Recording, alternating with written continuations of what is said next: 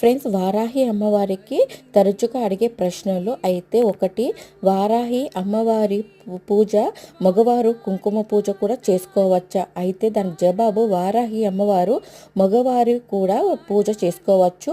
రెండో ప్రశ్న, వారాహి అమ్మవారు పూజలో కలశం మరియు అఖండ దీపం పెట్టుకోవచ్చా?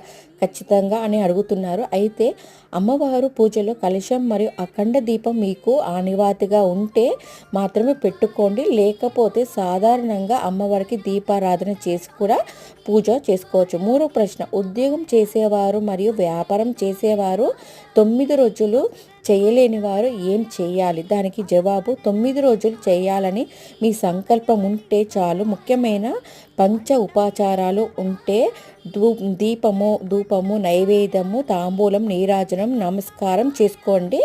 ఇవన్నీ చేయడానికి అవకాశం ఉన్నవారు కూడా చేసుకోవచ్చు.